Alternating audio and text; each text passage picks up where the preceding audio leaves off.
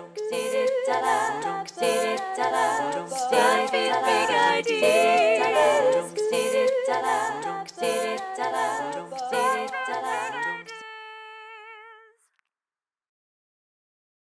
Spuddies. Good to see you again. I just wanted to talk about something that's important to me, and it's about taking action, how to actually finally make a step, take action, and get started on this path to becoming the person that you want to be. I think we all have big plans, but many of us, myself included, do a lot of procrastinating. We've got ideas of how we can improve our lives and become better versions of ourselves, and it just takes a long time and a lot of effort to actually get started, to actually do something. There's a lot of uncertainty in making changes and in trying new things that you haven't done before and experimenting, and there's fear that comes with it. So what I want to do is talk about that and try to help you guys and myself, I'm working on things too, tear down that final obstacle.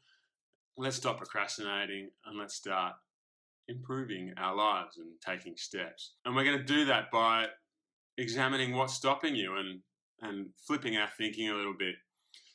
I get a lot of questions from people, and that's great. I'm not complaining. It's good to get questions, and it's good to ask questions, and you should ask questions. You should do your research, and you should try to get answers to the questions that you've got. Of course you should. In the end, I think I get a lot of people that maybe are trying to avoid actually taking action because they want to get all of the answers first, get every single answer first before they start. And the thing is that you're never going to get all the answers to all of your questions before you start something. Whether it's a Spud Fit challenge, or whether it's a plan to run a marathon, or whether it's starting a new business, or anything in life, you're never going to get all the answers until you actually give it a go and find out for yourself. Learn through doing. But how can we actually get to the point where we're going to take that final step and do it and step into the void?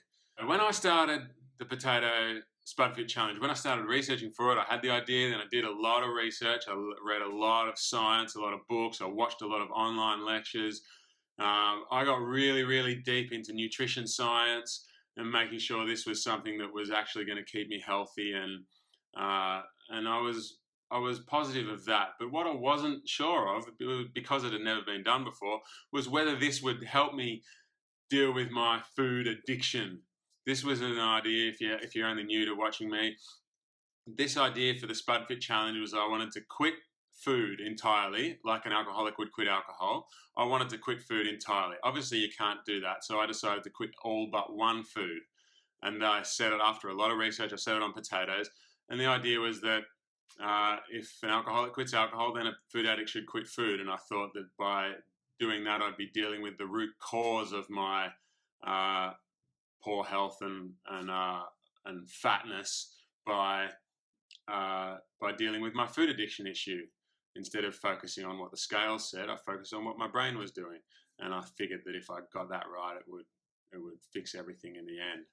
And it turned out right, but I didn't know that was the case before I started. I had a lot of worry, a lot of fear about it, and it was really hard. I had done all this research. I knew that it would keep me healthy, but I didn't know if I would get out of it what I really wanted to, and that was to change my relationship with food and change the way I thought about and behaved around food. It was just a really tough call. I thought of it like I was standing on the edge of a cliff, and right over the other side of the valley, the cliff drops off, goes through a big valley, and right over the other side, at the top of a great big mountain, was the place I wanted to be. It was way off in the distance. It felt like just so far off in the distance that it was mind-blowing. But I didn't know how to get there. I couldn't fly, and it was a worry. What's going to happen if I take the first step? What's going to happen? Am I going to fall all the way? But in the end, there's a point. A time comes where you have to stop asking questions, and a time comes where you have to just have a little bit of faith that if you are doing the right thing for yourself, and if you're heading in the right direction and you're trying to do positive things, you can step out into that void and just have faith that the path will appear beneath your feet.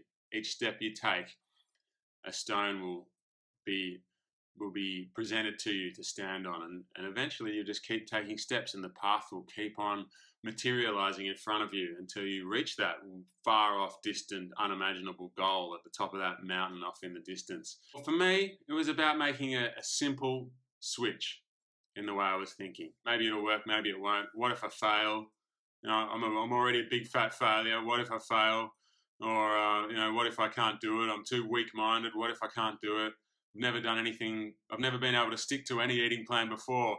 What if the same old thing happens and I can't stick to this one either? You know, what am I going to do? I've got a wedding in 6 weeks. What am I going to do at the wedding? Or what am I going to do if I have to go out with friends and they make fun of me? I get these questions all the time, and I'm no different. I had all the same worries. I'm not some kind of superhero that doesn't care about any of this stuff. I had all the same worries. What if I want to go on a holiday? Or what if I'm at a business lunch? Or what if my family is not supportive? Or what if I have to cook for other people? Or all of these things. And again, this is not just about the potato challenge. This could be anything. What could be in business? What if this business fails like all my other businesses?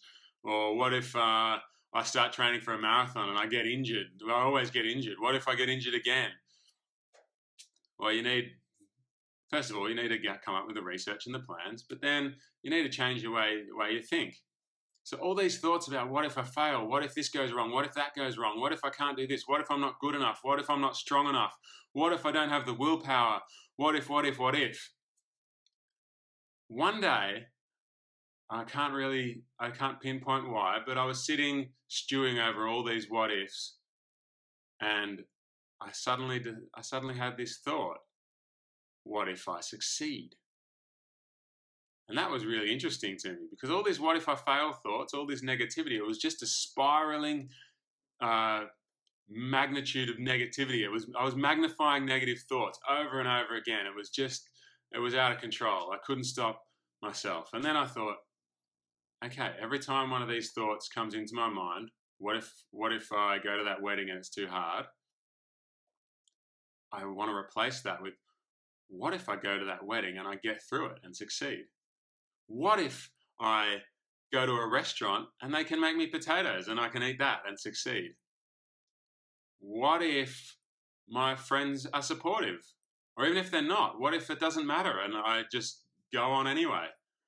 What if I do manage to do it all, and what if I get through the whole year of only potatoes? And what if my whole mindset's changed? And I'm getting tingles down my spine just talking about this now. It was amazing for me. What if it totally changes my life and my relationship with food is fixed? Isn't that a question worth pondering? That was a positive spiral. Now it's going up, and my thoughts are expanding and my mind's expanding, and it was really, these are thoughts worth pondering. These are not thoughts that are going to take a negative cycle. And that was really exciting to me. That was, in the end, the most important part of the whole challenge for me, was switching my thoughts around from what if I fail to what if I succeed. That was the biggest moment of the whole thing for me, because I managed to drag myself out of this negative spiral and take steps towards changing my life. And you can do that too. What I want you to do is think about that for yourself. What are the self-defeating thoughts that you have at the moment? The what if I fail? What if I can't do this? What if? Write them down. I've got a worksheet on my website. I'll put a link in the description. You can go and download it, and you can fill out this worksheet, and you're going to be replacing failing negative thoughts with successful positive thoughts. You're going to write them all down, and it's going to change the way you think. Step into the void, and you can have faith that the path will appear beneath your feet. Give this a try. Let me know what you think of it. If you're interested in the Spud Fit Challenge and doing one for yourself, then also there's a link in the description. So you can go and check that out. In the SpudFit Challenge, I'll help you with lots of different questions. There's hours and hours of video in there of me giving talks and other experts giving talks as well. You get the book, my book, for free, and you get so much camaraderie and support from all of the other members of the group too. It's a really positive experience. Switch your thinking. This is the important message I want you to take away. Turn what if I fail into what if I succeed, and just take a step. Have some faith. Spud up, everyone. Big